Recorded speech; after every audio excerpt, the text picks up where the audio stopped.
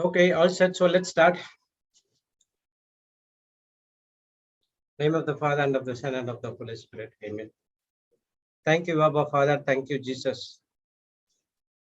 Thank you, Holy Spirit, for this wonderful day. Thank you, Lord, that we have gathered here in Zoom, YouTube, and Facebook. Thank you, Lord. You are in the midst of our presence. Every time when we speak your word, every time when we teach your word, we are glorifying you. We are here in this planet Earth to glorify you and not for anything else. Thank you, Lord, as you give us the word every day without fail through Papa Johnson or Sister Jocelyn or Sister Florida or Sister Marina, who anyone around the globe who takes the Zoom class. And that's where we hear, we glorify you. We thank you for each and everything you've done for us. Lord, as your word says in James 3:13, who is a wise man and endureth with knowledge among you? Let him show out of a good conversation his works with meekness of wisdom. Yes, Lord, a wise man always endures the knowledge of the word of God. His work is to show the good conversation of what he has learned from the book of wisdom, that is from the Bible. Bible teaches us to be humble, to be lowly in heart, not to judge others, but only to love and forgive each and everyone. That's where our wisdom lies. So if we are a wise man, we have to show our wisdom. We need to show the Christ for others. That is through our works. Thank you, Lord, for helping us to be a wise men and women in this planet Earth. By we are wise, we are truly humble, and we are a doer of the word of God. That's what we learned from all these teachings in the past 17, 18 months. Thank you, Holy Spirit, for giving us the wisdom to understand the spiritual things from the Bible. Thank you, Holy Spirit, for giving us the revelations from the scriptures. We do it every day. Even though we study the same scriptures again and again and again, but each and every time it is a new revelation for us. Thank you, Holy Spirit. We are fully depending on you. We do not know about your mighty works. We do not know about your ministry. We do not know anything about the word of God when we were before coming into the Lord. And it is the good works of our Heavenly Father who poured the love inside of us. Even everyone has to be saved. And by that one condition, Holy Spirit, you are helping us to do the same thing how Jesus treated us when we go and reach out for the others. Thank you, Holy Spirit, as we gathered here. It's not on our own strength, but it is on your strength. If we are sitting from morning till evening, that is because of you dwelling inside of us, putting the desire that we need to learn and learn and learn and learn the word of God. When we feed our spirit every day, our spirit becomes strong. And that's where a strong spirit of man can sustain any bodily pain. Nothing can come against us because our spirit is strong. Thank you, Holy Spirit, for taking complete control of this meeting. As you did it before, you also do it in the present as well as in forthcoming meetings. Thank you, Holy Spirit. We surrender ourselves, use our vocal cords to speak what Jesus wants to speak today. Thank you, Holy Spirit, for opening our spiritual eyes. Every time we study the word, we are opening our spiritual eyes. Thank you for the teachings that given by Sister Jocelyn. Thank you for blessing our family and the loved ones. Thank you for each and everything you've done for us. We thank you and we praise you in the mightiest name of Jesus. Amen, amen, and amen. Okay, praise God, brothers and sisters. Good afternoon. Welcome back to the JCILM Global Revival School, and we were studying about learning discipline. So we also know that there is no discipleship without the discipline. 1 minute.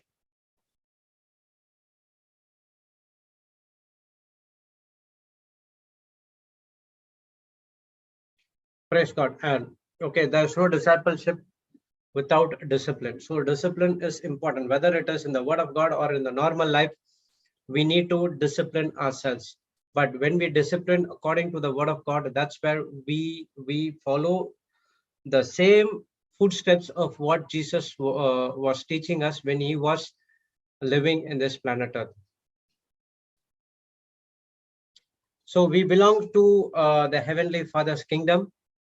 And when we say we belong to our Lord Jesus Christ, we need to follow the same footsteps what he was doing. Praise God. So it's more about discipline, and this discipline is it's in your mind. Okay, it's in your mind and in your thinking. So when you discipline according to the Word of God, whenever the problem comes, not only the problem, whenever the situation talks to you, you train your mind in such a way that your mind thinks only according to the Word of God. Why? Because we are feeding every day with the Word of God to our spirit. So when the spirit is fed every day, spirit has become stronger and stronger and stronger and stronger, and you have more hunger in the Word of God as well. As Matthew 5:3 says that, blessed are the men who are poor in spirit. What do you mean by poor in spirit? Which means we are hungry to learn more and more and more into the Word of God. So everything comes only in your mind. Our life is it depends upon how we think. Okay, everything is in your mind. Okay, even though we have been created in the likeness and image of God, our spirit is one with our Lord Jesus Christ. The spirit will not take decision, but the huge responsibility is given to your soul mind, and that decision will be governed by either spiritual senses, that is through faith that we studied yesterday, through faith, or through communion, or institution and consciousness, or you will be governed by the 5 physical senses, which is limited. So the discipline is mainly, it is in a mind and it is not thinking. So when the problem comes, when the situation comes, when the people come against you, now you discipline your mind, saying that you are not moving out of a line with the Word of God, but you are thinking as Jesus thinks. So when we discipline ourselves, side by side, we also discipline our thought life. So what we are disciplining every day, we are disciplining our thought life. So many a times people think that I'm disciplining my body. Actually, no, your body is nothing. Everything, the pain, the softness, the emotions, everything is related to your mind. Okay, praise God. So now when you discipline yourself in the Word of God, we are disciplining our thoughts, because the thoughts are taking control over our body, our actions, and it's going to impact our lives. Praise God. So thoughts can take control over our body. So when your soul mind is governed by the thoughts, and that thought should be from the Word of God. That's the reason we are disciplining ourselves, coming daily in the Word of God, because you can compare or ponder the life.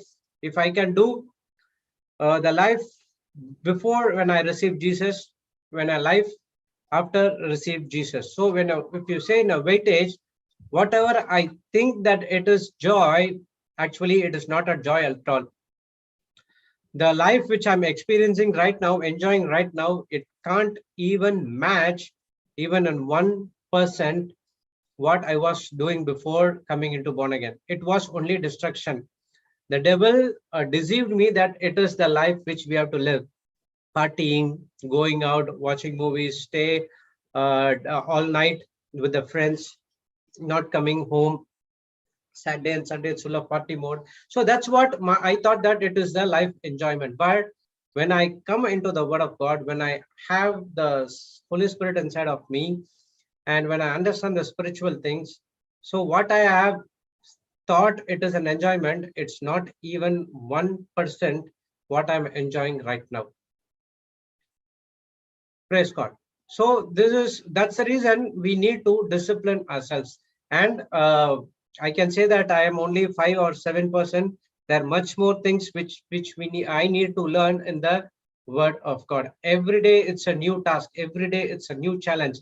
And this challenge, we are not, oh, again we are doing the same task. No, do not say that, but rather we are so excited because we are expecting challenge, which means how we are sharpen ourselves using the Word of God. So to reach out to this level, you need to strip off some things. That what we studied yesterday. If Papa has been reached to this level, or Sister Jocelyn has reached to this level, they have been stripping off an every unnecessary weight. That's what we learned yesterday. That's what we are going to have a revision of what we had yesterday. Praise God. Hebrews 12:1 says, wherefore, seeing also are compassed about with so great cloud of witnesses, let us lay aside every weight and the sin which do as easily beset us, and let us run with patience that the race that is set before us. So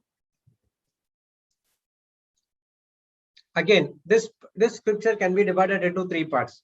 One is, wherefore we are seen, okay, we studied about the cloud of witnesses. When first Papa was teaching about the scripture, how Sister Noni and Sister other people are here right now.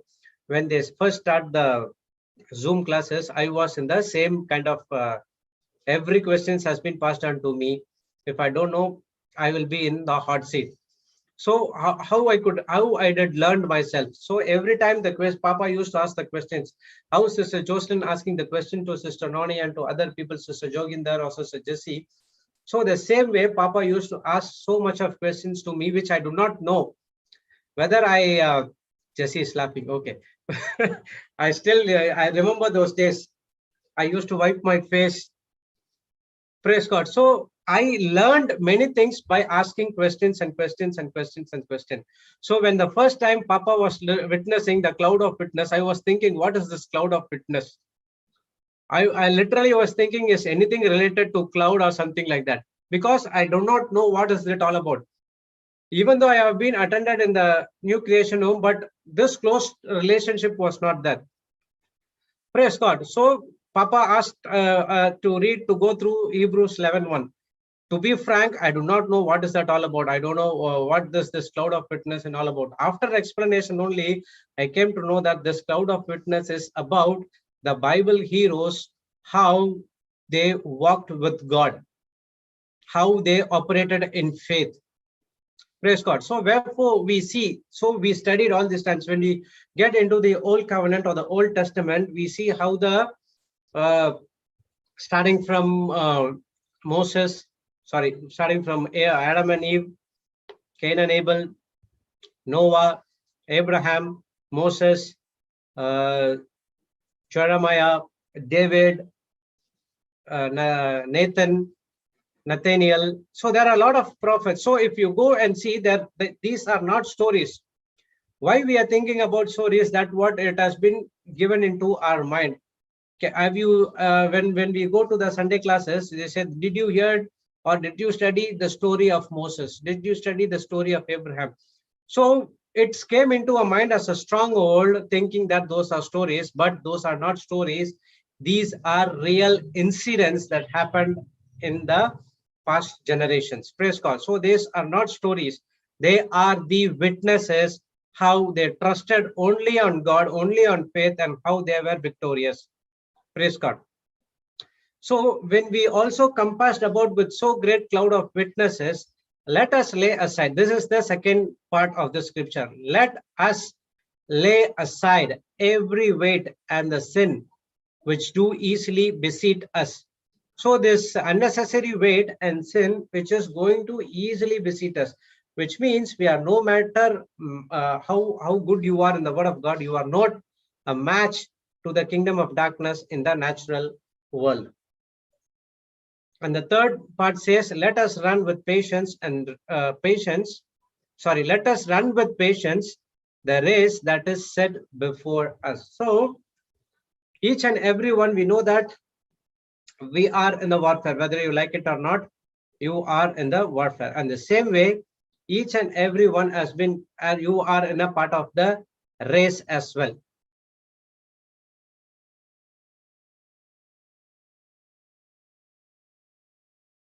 Okay, so the race is in front of you, and to win that race, you need patience.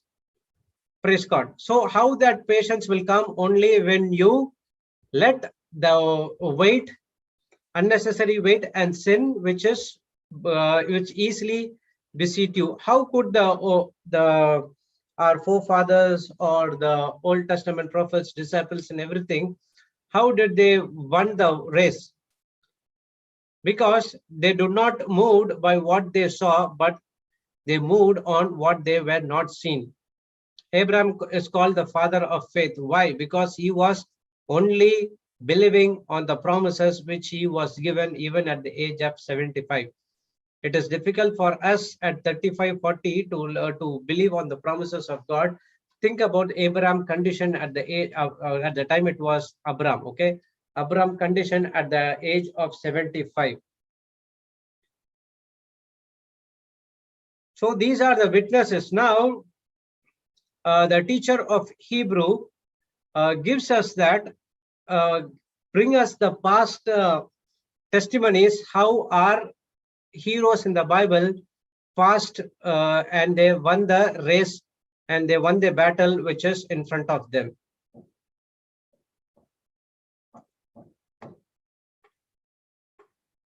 So they were given, each of them has been assigned a race, and that testimonies and all, it's very, very big. Okay, it's not the testimony what we had. I prayed, I got the job.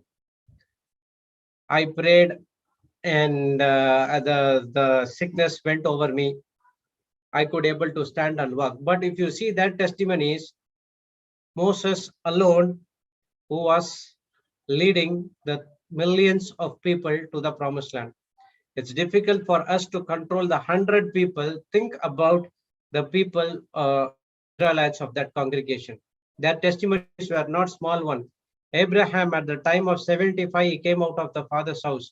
It is difficult for us at the age of 20 to come out of father's house. But think about Abraham. So this is David. When he was anointed as a king, the Saul and his entire army were behind him. So each and every time he need to escape. All these things, they did it only depending on God. So this is one side. If you see other side, there also people made mistakes as well. Abraham said that this is not my wife, this is my sister. And God has to intervene, and he gave a vision to the king, and he said that it is not Abraham's daughter, and it is his sister, it is his wife. Moses murdered a fellow Egyptian, and he fled to the desert. Jacob, he fooled his brother Esau, and he brought that blessings, and he went to. So if you see, everyone made mistakes, right? But still they were depending only on God. So as the Bible says,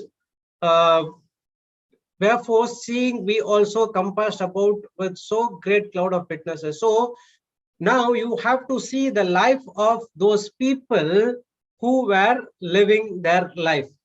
So Bible teaches us to compare your life, how they lived. Okay, he did not allow. Bible never said to compare the life which you are living right now. I don't want to say the duplicate heroes which is in the world right now. So Bible says don't do like that, but go and compare the witnesses which has been given before you.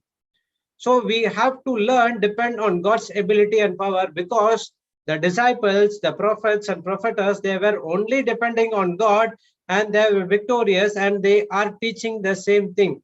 Jesus also depended only on his heavenly Father.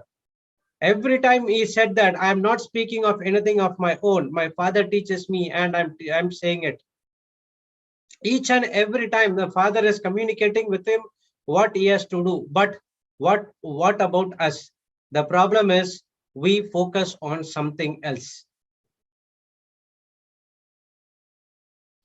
So we have to deliberately make a decision to discipline ourselves, not to depend on our self-interest or our willpower. Rather, we need to depend only on God's ability and power. What is God's grace? Undeserved, unmerited favor. God's willingness, His power, His ability to use on our behalf, even though you don't deserve it. How it will come? When you make a deliberate choice, a disciplinary action, that I will put end to my own willpower, but I would go only according to the word of God.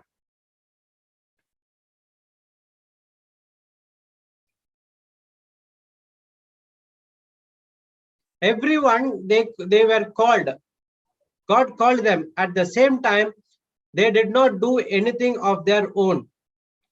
They did something of their own. The result was disastrous.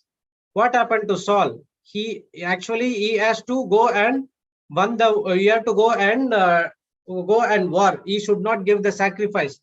Even though he did the sacrifice, he gave the sacrifice, he did not repent it. Rather, he gave some lame excuses. He was depending on his power.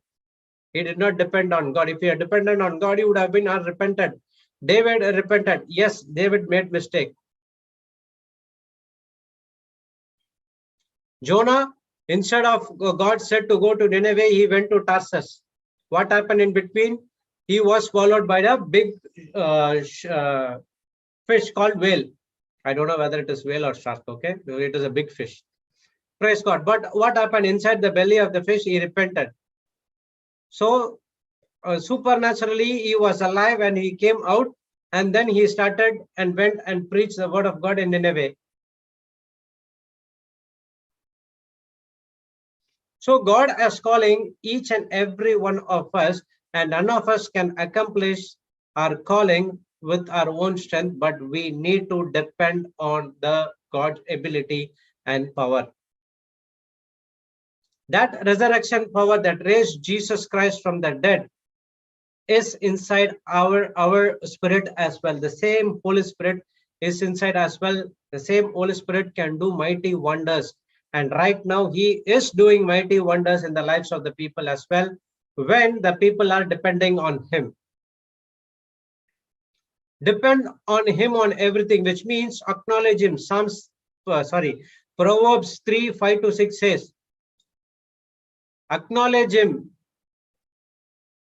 Can you put the scripture, sisters? Proverbs 3:5-6.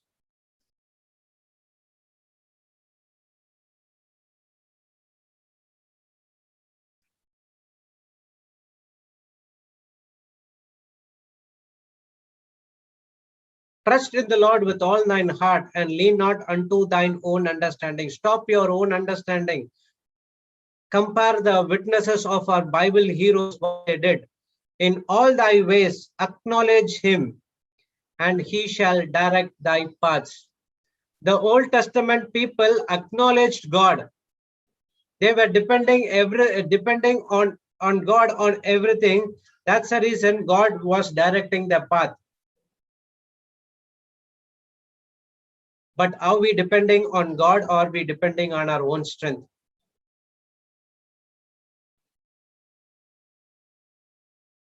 Moses was a stammerer. He will not speak very well.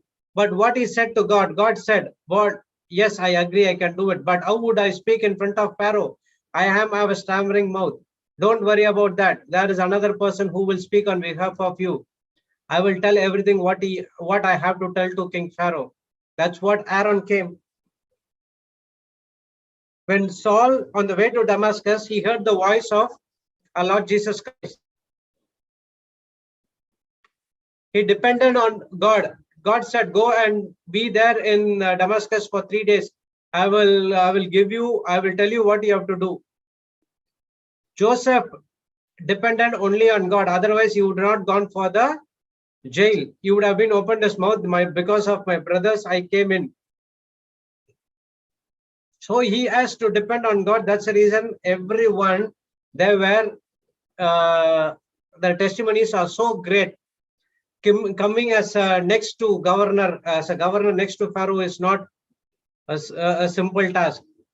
Okay, to get a high position in the army itself, you have to work, and at last at 45 or 50 years, you will get the posting of army general or something like that, next in command. But here Joseph only spent 17 years. I doubt whether he studied or not, but he is also was a governor next to King Pharaoh. How these people went to the top level? Because God wants them to depend on him. They depended on him, and they did everything on their own, but it is through God's ability and power. So these witnesses are from the Bible, is from to learn from them. From what we are learning, we understand everything. We confess for 1 hour, and we want to say that we want to be like Joseph. He spent 17 years. He trained himself. He disciplined his mind on the word of God. Do we ready to discipline ourselves in the word of God? Definitely, God will make much more than Joseph, because we are now the sons and daughters of our Heavenly Father. If God can use those people and to be a mighty testimony, he can also use you. The only criteria is you need to depend on him. Simple. That's what in amplified version it says. Therefore, since we are surrounded by so great cloud of witnesses, when you get down, open the Bible, read the life history of how the Bible heroes fought the battle. Encourage yourself. We are surrounded by the great cloud of witnesses who by faith have testified to the truth of God's absolute faithfulness. Stripping off every unnecessary weight and the sin which is so easily and cleverly entangles us, let us run with endurance and active persistence the race that is set before us. So we saw that the cloud of witnesses. So it is our responsibility to study about, don't go and search somewhere else. It is in the Bible only. Study about the Bible. Study in the Bible about the witnesses, what they have done, how they use the word of God, how they depended on the word of God, how they operated in love, how they operated in forgiveness. Joseph in his lifetime never had unforgiveness. God's absolute faithfulness. It's talking about not my faith, it's talking about my faith in God's faithfulness. We know that God is faithful. Whatever it came out of his mouth, definitely it will come to pass. But only when you are faithful to him. But all these days we did not faithful to him. Praise God. So they said that these witnesses who by faith have testified to the truth of God's absolute faithfulness.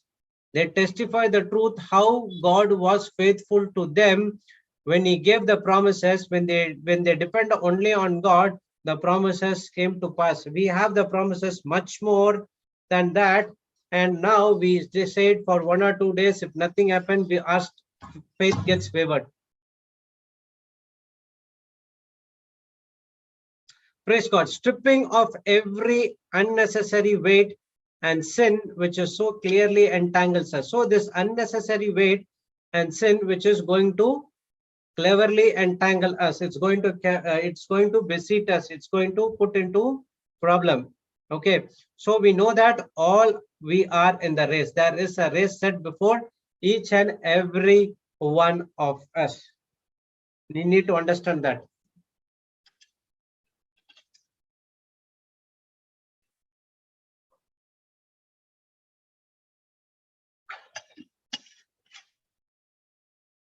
If you want to run a race, you need to strip off some things which is inside of you. That's what you're talking about, unnecessary weight and sin.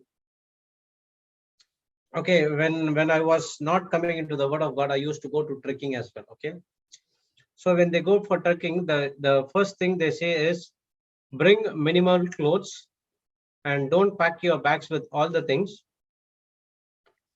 So bring less heavy clothes, okay, and not bed sheets and order the thick bed sheets or something like that. So I ignored this request, the rules and regulations. I went with a big backpack.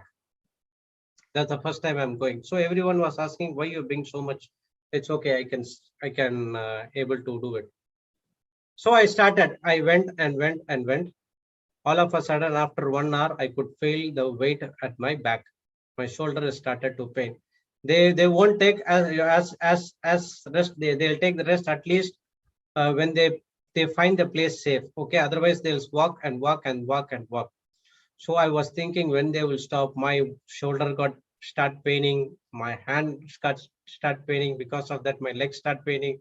So because of all the weights, so there's one person has a compassion over me and said that, okay, you carry my weight, I will carry your weight.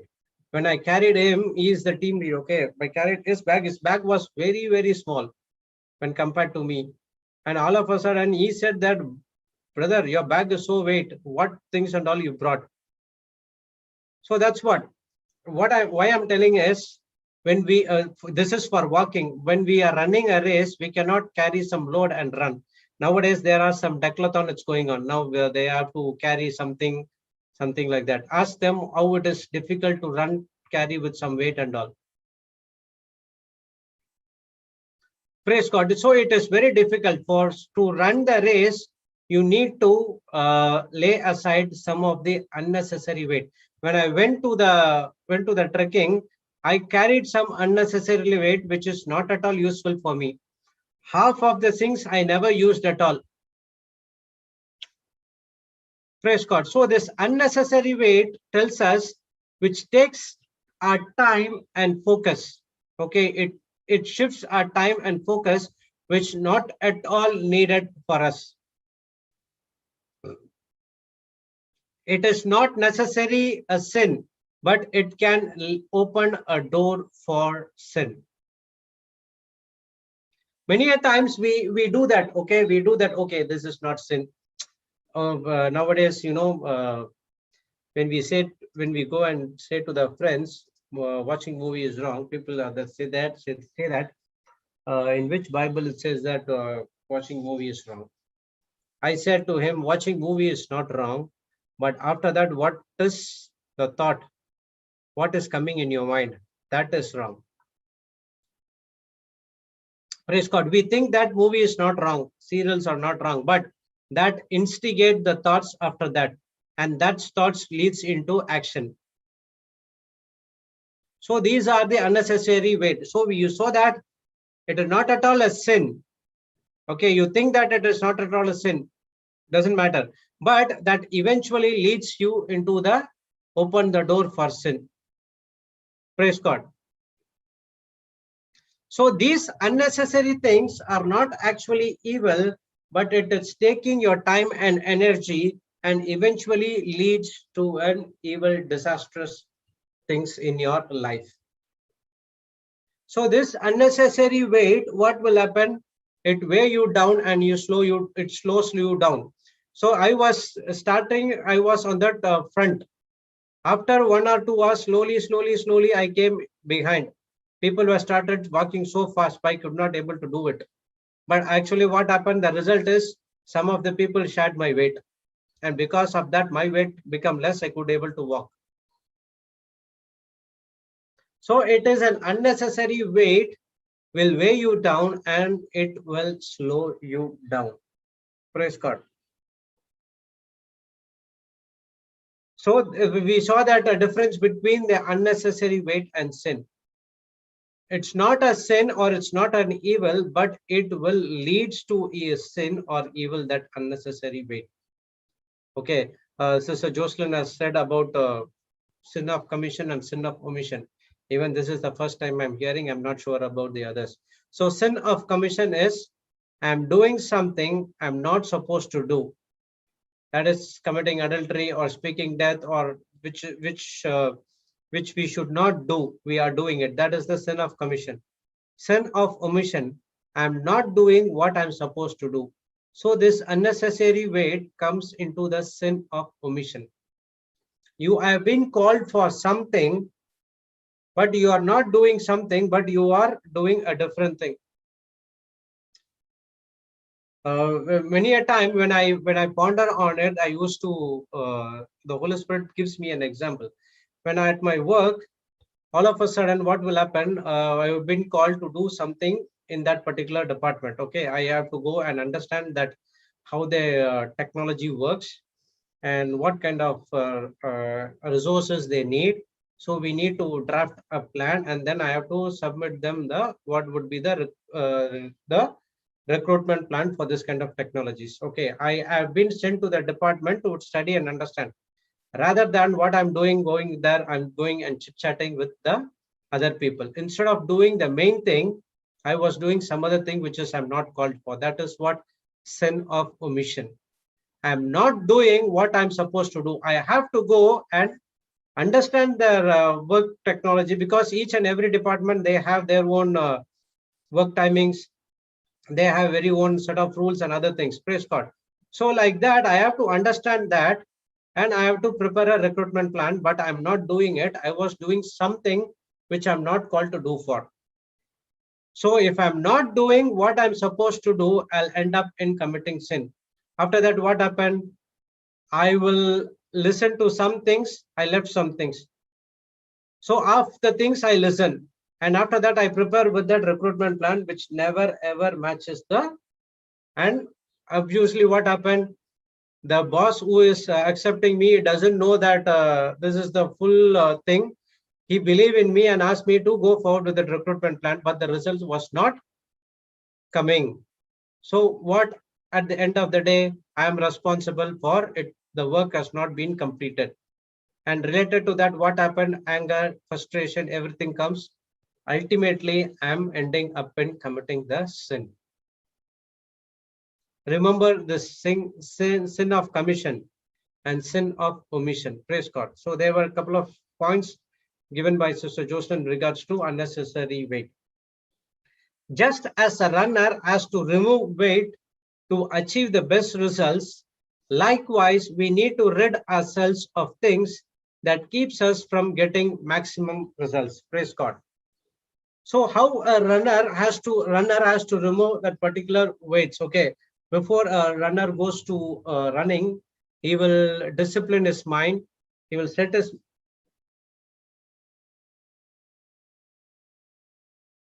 one minute. He has to set his mind. He has to discipline his mind. He will check whatever it's needed. Okay, to achieve the best results. Likewise, we also should get rid of things that keeps us getting maximum results. Many a times when I want to get into the word of God, all of a sudden something comes, messages comes. So I'm just carried out. I would have not listened what the preaching would have been gone. And after that, there were no attention at all, because my attention was on different things. Praise God. So we need to get rid of those unnecessary things which keeps us getting maximum results. When you depend on God, you will get maximum results. But if you carry that unnecessary weight, it will going to slow down your results. You have to perform at under 100% level. With through this unnecessary weight, you will perform only at the 50 or 60% level. Praise God. The second point is, these weights can differ from person to person, but things that occupy our time are certainly weights to our spiritual race. So this unnecessary weight can be different. For me, it's different. For Sister Jessie might be different. For Sister Noni or Sister Jocelyn or Papa, Sister Marina, Florita, Sister Joginder, anyone who are here, your unnecessary weight will be different. That you have to identify that. I cannot come and identify. But things that occupy our time are certainly weights to our spiritual race. So these weights can differ, but things that occupy, when that weight comes into our life, this unnecessarily things which you are concentrating on, it hinders your spiritual race.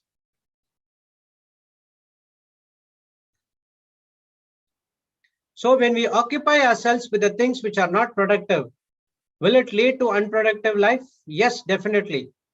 And also addition to that, it will lead to sin as well.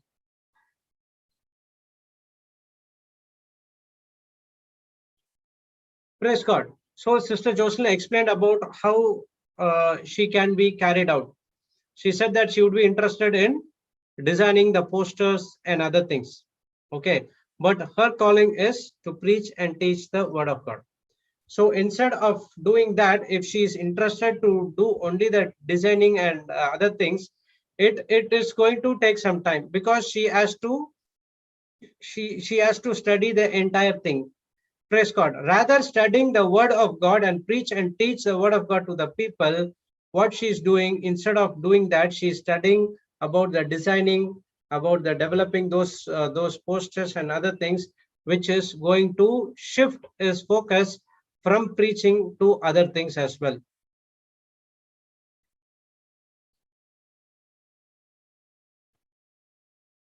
Praise God. Yes, that would help when, if an emergency needs. Okay, all of a midnight, Papa is calling, I need a poster because tomorrow we're going to have a different Zoom meeting. So at that point of time, you cannot give to other people, right? So we have to do it. So at that point of time, spending 1 or 2 hours, that's fine. Doesn't matter, done and completed. After that, you should not depend on the same thing. So if she would have done only that thing, then we will not see Sister Jocelyn coming and preaching in front of us, or we would not got this kind of beautiful teachings from her as well.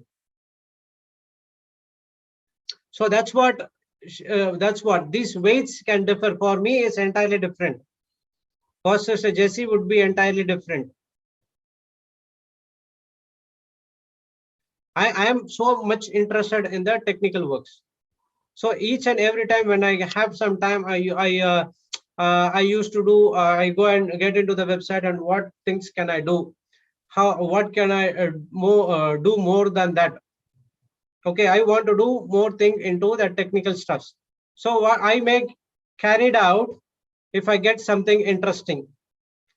Okay, but rather what is my work to call and preach the word of God? See, before coming into the word, I was very much interested in the music parts. Okay, so I in the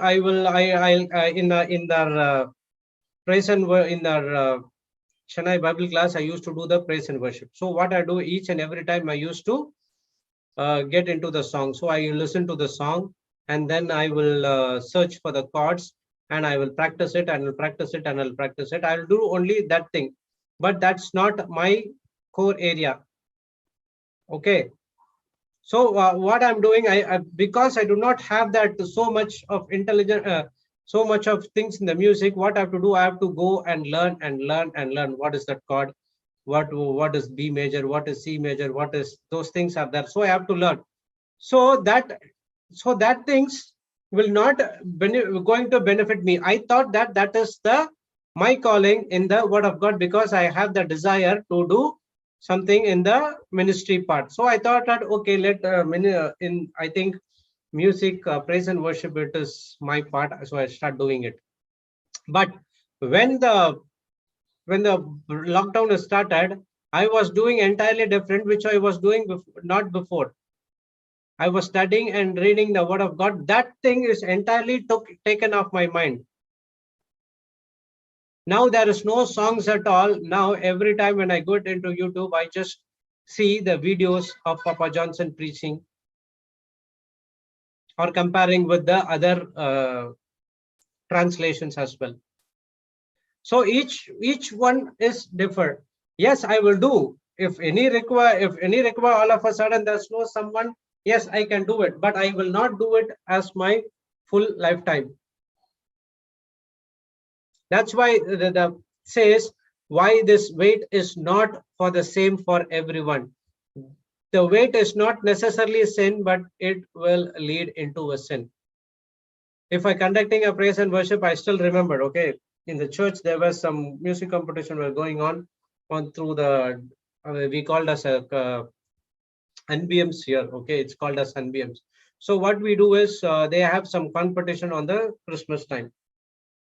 So they called me and I was helping them on the singing and other things. So what happened if that the tone goes little higher or lower, I have to correct them. So if they still doesn't understand, I need to shout at them. So what happens? Obviously, it creates an offense between me and that particular person if he doesn't like me. I don't know about that. I used to say to see how many times I told you why you are doing like this again and again and again and again and again. Instead of doing that, if I did something in the word of God, it would have been benefited me and would have been benefited others. It will not lead to sin.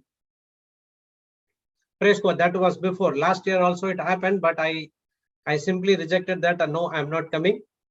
I have some other work to do. That is, I need to study the word. That's what I'm going to do. I'm not coming into the singing part. So I can select the song, you can sing and you do it. And I'm not involving at all. I disciplined myself. I did not go. Praise God. So the weight is not necessarily sin, but it will lead you to sin. So from this, from concentrating on my unnecessary weight, I discovered my plan and assignment which God has for me. So how I came to this level is because I was seeking only Him. As Sister Nani asked the question, discovering on our assignment. Many of the times we think that God has a plan for me, we go and discover the assignment rather than seeking Him. But when we seek, praise God, but when you seek Him and putting first Jesus as the first priority in your life, now He will give you the desires of your heart. So your discovery should be to seek Him first, putting Him topmost priority in your life. Sister Jocelyn's earlier life was Jesus, I want you no more. That's what Sister Jocelyn's prayer all about. She did not ask what I'm going to do, let me know, I have this, I have that. But she was asking, Jesus, I want to know you more. When she started to have a wonderful relationship with Jesus, her plan and assignment is revealed inside our spirit through the Holy Spirit. And that's the reason she was so successful. So what she did, she started to seek God. She started to put the desires. So God started to put the desires in her heart. So because of I want to discover the assignment and plan, don't go behind the assignment. What is that all about? Which I did it, but rather to seek God and do everything what God says. And now through God, God will give you what is your calling is all about.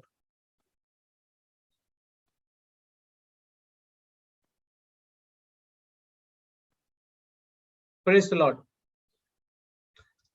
So don't get lost in your calling. Your focus is to seek Him first. The very reason I used to tell these for every people, the scriptures which we give to confess, that is to seek Him, not to seek the miracles. Okay, for someone, for me, the miracle is different. For you, the miracle will be different. God will not use the same principle in your life as well, but your life will be different one. Because of one person healed, because she said 15,000 times, then I'm going to say it will not happen. First of all, you start your relationship with God. Leave your those sin aside, unnecessary weight. When you have that, okay, now the scripture has been given. Now when we confess for 100 times every day, now this miracle will happen. Definitely will not happen. Set aside those unnecessary weight. Seek only His kingdom. The scriptures which we give it to you to restore your relationship, to put God as your top priority. Just open your mouth and say, Lord, I put aside all my unnecessary things and sins and whatever the manifested miracles I let aside.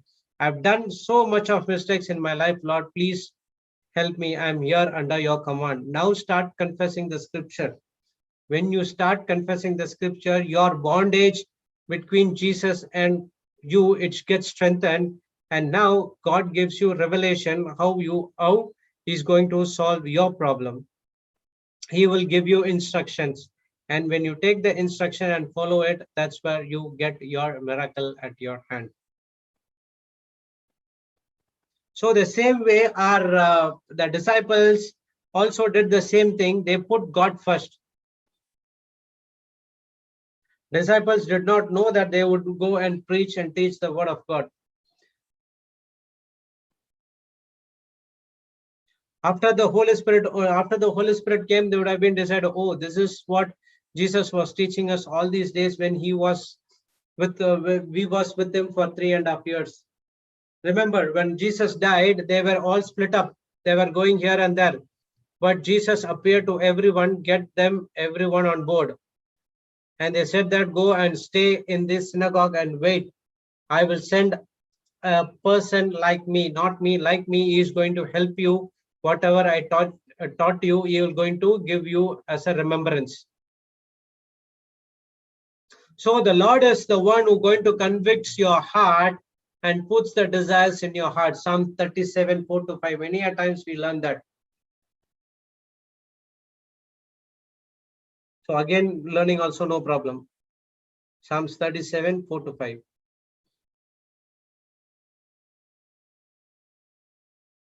I like this verse.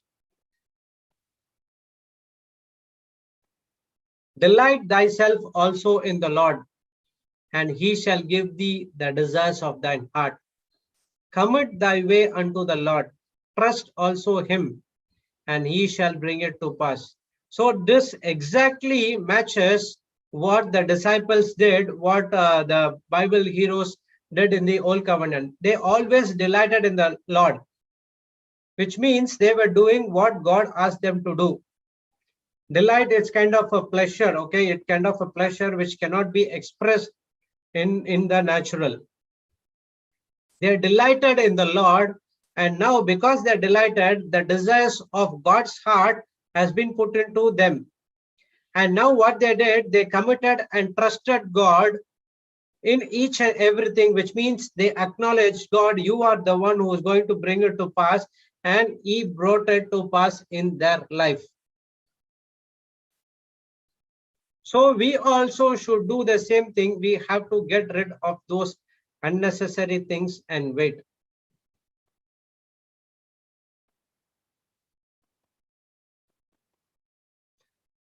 Praise God. So follow and acknowledge him in each and everything.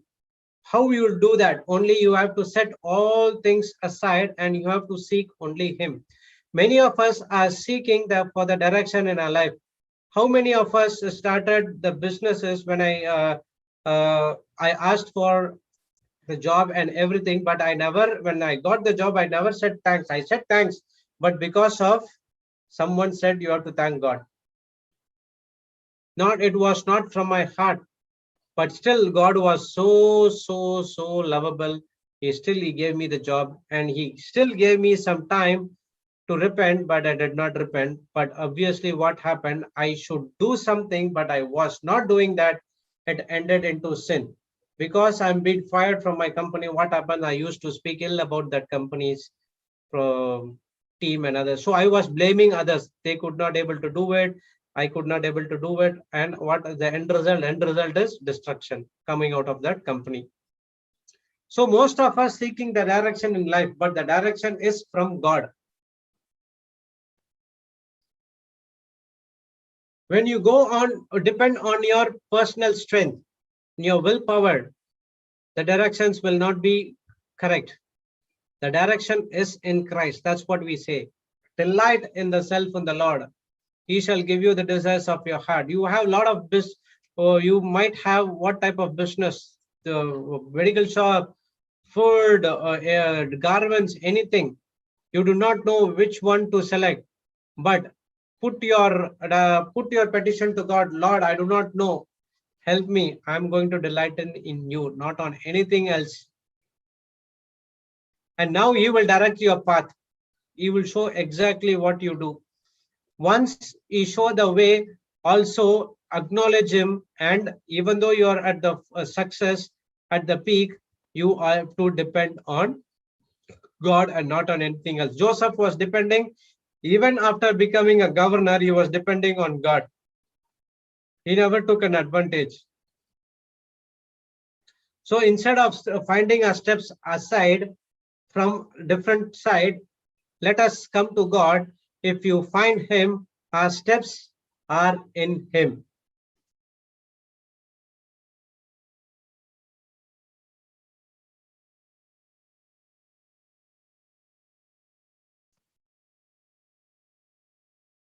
So the life which we saw, the witnesses of great cloud of witnesses, they were depending only on God. They know what they have to do. Once the desire has been given to them, they know what they to do, and they started to apply that results, and they're depending on God. So in Sister Jocelyn's life, what happened? She started to seek God. People started to come into their life and lead to the destiny where she has to go. Praise God. Opportunities came. If this opportunities came to Sister Jocelyn, it will come to each and every one of us as well, because God is same yesterday, today, and forever, and the same Holy Spirit which is inside of God is inside of Sister Jocelyn. It is inside of each and every one of us as well.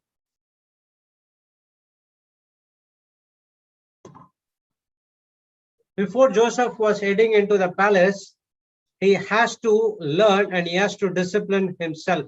He has to set aside all unnecessary things and sin, and he has to depend on God. When you depend on God, you are crucifying yourself. The I, me, myself category has to move out. The dream was given to Joseph in a word, but he never ran behind the dream. Rather, he was running behind God. When people run behind the dream, that's where we carry the weight, and I'm feeling very slow. You start with wonderful things, okay? You come to Word of God and you say that I want to do this, I want to do this. You start wonderful. But on all of a sudden, when you're doing it, there are some things which want to disturb you or want to change your mindset, something out of you. Now what you're doing, unnecessarily you're moving or carrying that weight and running and running and running, and now you feel slow and you feel, oh my God, I'm running all this time but no results at all. What happening now? You are heading into a destructive mode.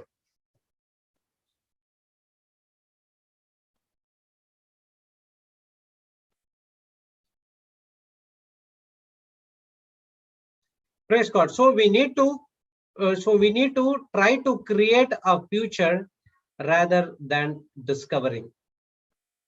So all these the dreams which has been given to Joseph as well as to Moses when they were young. In another thing, you can take the example of Daniel. Always depending on God. Even though there was a decree that no one should worship other than the God which the king served, he never listened to that. He started to pray to God. What is the result? They put him in the lion's den. What is the end result? He came out victorious. People thought that Daniel's life is over, including the king as well. But even at the den as well, he was depending only on God, because he knows that he never did anything wrong. He was doing what is right. How many of us do what is right? Even though we know that word of God is true and is right, but still we hesitate to do it because we do not have a relationship with him. We do not have confidence or trust in him. That's the reason we are not depending on God. We are depending on our own strength. So this unnecessary weight will trap and entangle us. So this will do. Okay, this will slow down our fast, or it will make us to stand still in one place. I discovered only when I started spending time in the Word of God.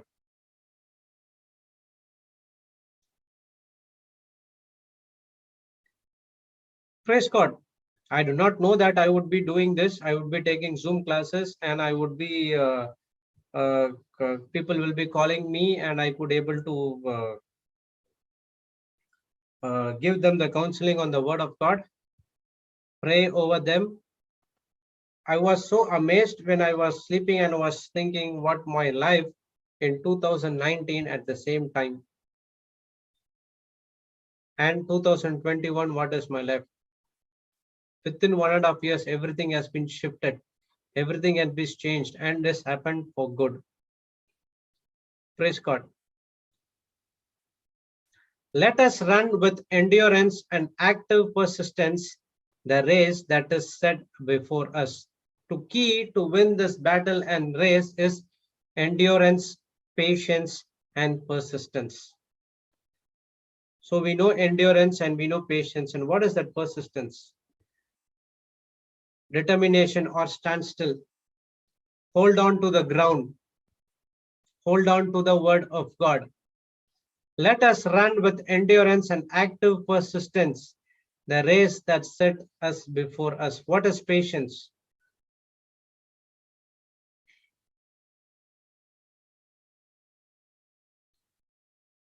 The endurance is the stamina or durability. Okay. Patience is consistently,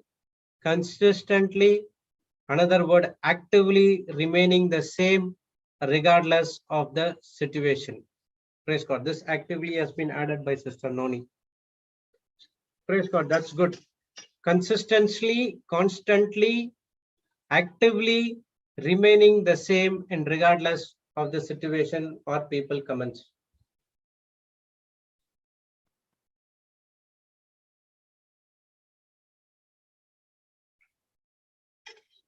For us to be consistent, we need to discipline ourselves unless and until we know about the meaning of patience. When in the school, okay, when the school or colleges, I think it's in this college, okay. When they say, Jude, you have to be patient. Oh, patient, in which hospital I have to go? I used to make fun of them because I do not know what is that meaning of patience. Even I do not know whether that teacher know the real meaning of patience at all. So patience is consistently, constantly remaining the same regardless of the situation. No matter what happens, you have to run the race with patience. Added with that, endurance and persistence. You have to stand steadily on your ground to capture the to reach the end result. So when I began to do this, that's where I began to I discipline myself. Praise God. For me to be consistent, that is where I am going to discipline myself, and the discipline myself comes only through the word of God. When I begin to discipline, then I can run the race constantly and consistently. So now what I'm doing, I'm focused only and paying attention and only learning from the Bible what I'm doing. So now our focus is only on God's faithfulness, and we are consistently believing on what Jesus has did for us. Consistency is the key to breakthrough. Abraham was consistent. He never wavered in his faith. That's the reason he got the breakthrough of Isaac.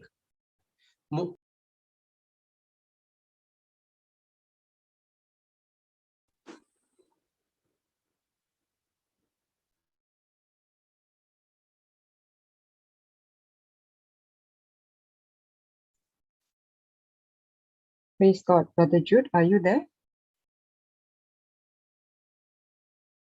Praise the Lord. I'm there only, sister. What happened? The same thing like yesterday. Same. Sister Jocelyn logged in and her name changed to my name. Oh, so that is not you, huh? That's the female Jude. Rand raised to Sister Jocelyn. Sister, Okay. you can rename. Yeah. The female Jude. Praise God. I don't know. Even this happens when I was in Florida's meeting as well. No, I understand. I understood why. I'll tell you the reason, brother. Today I learned why it is. I'll tell you. Yes. Okay. I'll tell you later. Yeah. Praise God. Praise God. Oh, still more things are there. Oh my God.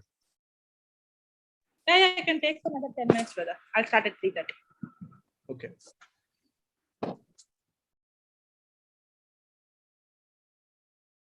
So consistency is the key for breakthrough. Praise God. So Abraham got his breakthrough when he was consistently not wavered on his faith.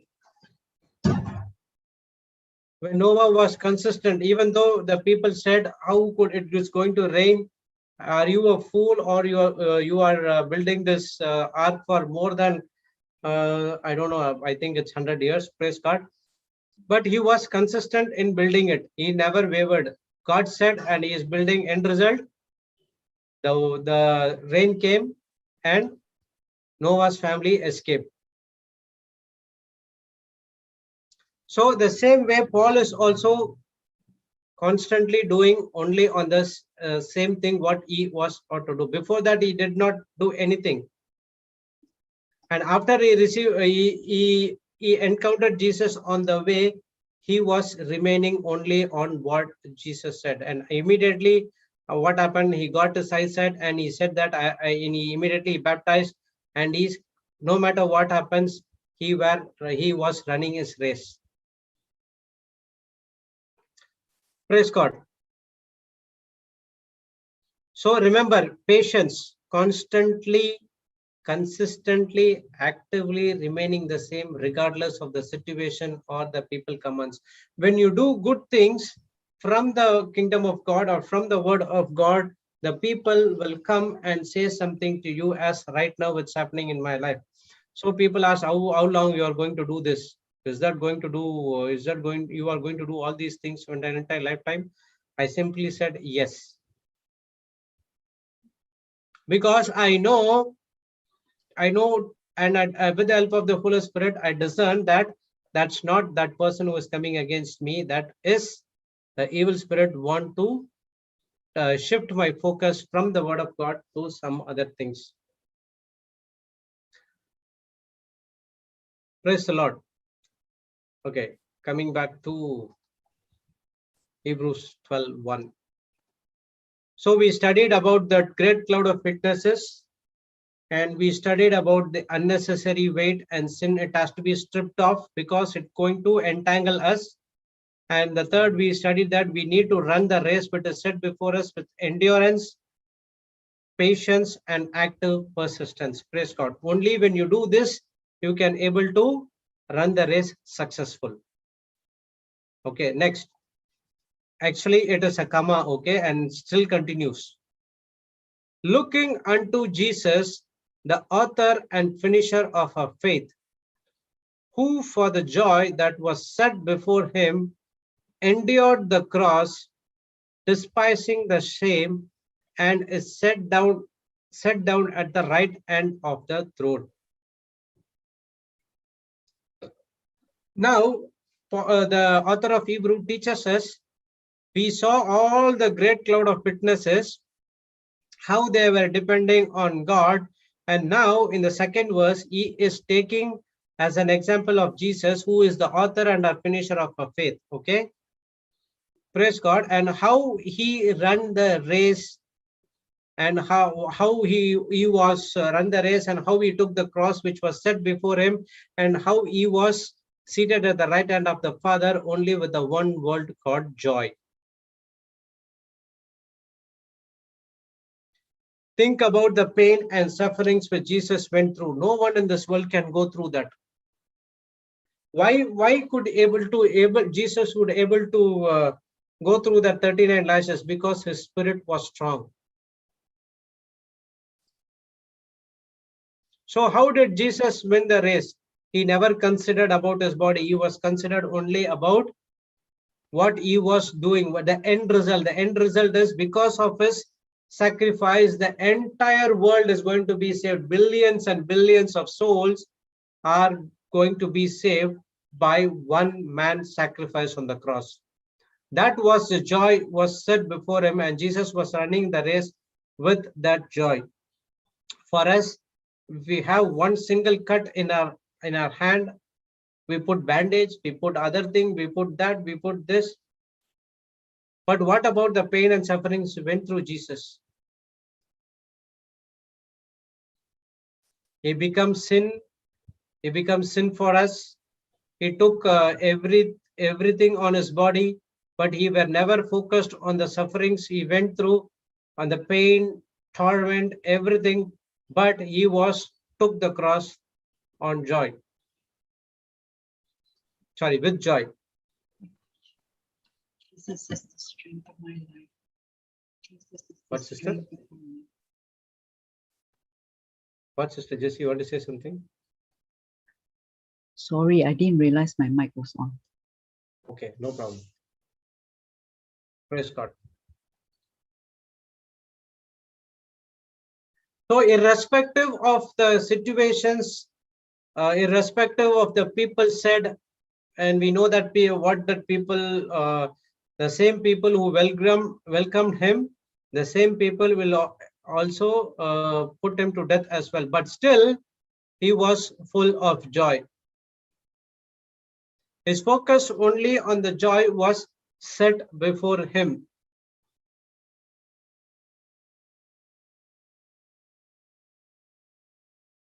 And the meaning of joy is knowing the end result in the beginning, seeing the unseen, and knowing that God that loves me. So God loves me, that 3 word is going to bring you joy in your life. So what is the end result for us? The end result is we are all saved and we are joining with our Lord Jesus Christ, with our Heavenly Father in the heaven. But that comes only how you run the race right now, right in front of you. So Jesus' focus was not on what he was going through, but where he is going to. Jesus focused on what we would get, that is the end result, that is the salvation. Praise God.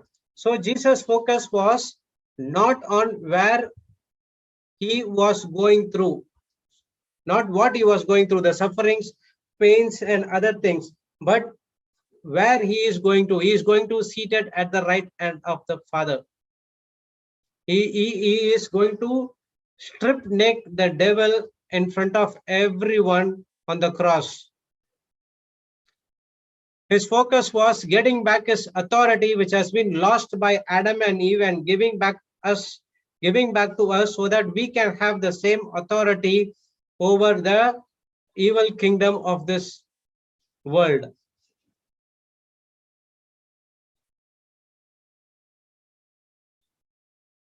So Jesus put his suffering behind and he put us in the front. Praise God. So looking unto Jesus, so he is the author and a finisher of our faith. He is the one who gives the faith for us. Praise God. Who for the joy was set before him endured the cross, despising the shame, and it sat down at the right hand of the Father and of the throne of God. So 2 things. One is he ran the race with joy, and the next one is what we studied is despising the shame.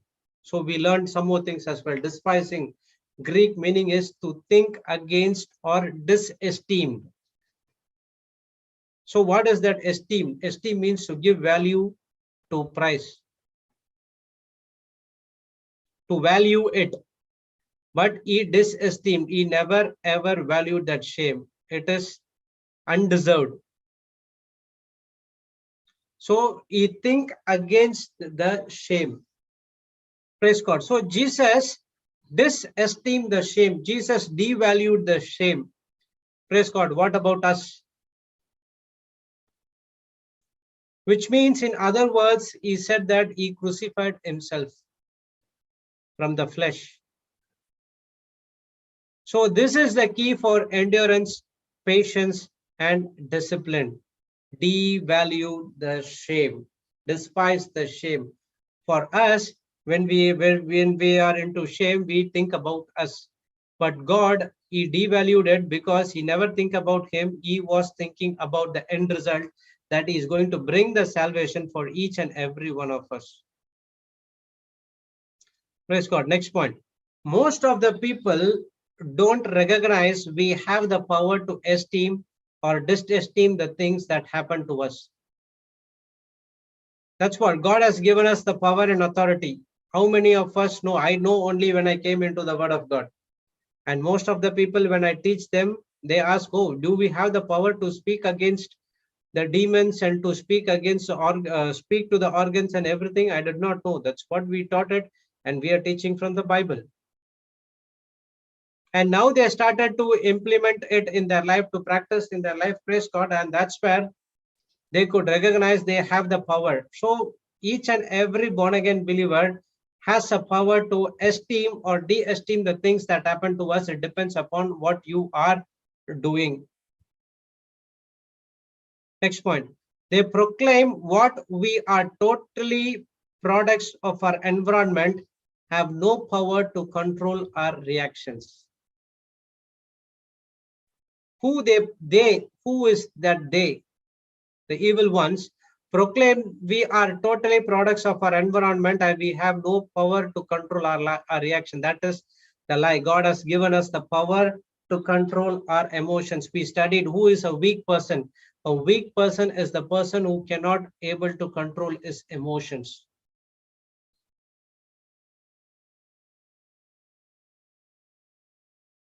So we have the power to value and devalue, and we have the power to esteem and disesteem, but it depends upon what is your focus is on. So what we focus and what we value is going to take control of our life. Learn from Jesus. Jesus devalued, disesteemed, because he was not focusing on the shame, but he was focusing only on the end result, that is the salvation plan which has been given by his Father to give to each and every one of us. Other than that, he also given us, stripped the devil in the cross, and he also given us the power and authority to speak against the evil kingdom.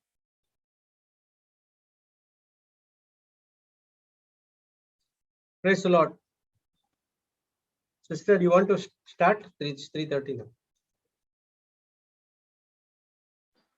Okay, brother. Praise God. Thank you, brothers and sisters. So let's start the main teaching. So we are going to expect what God has today.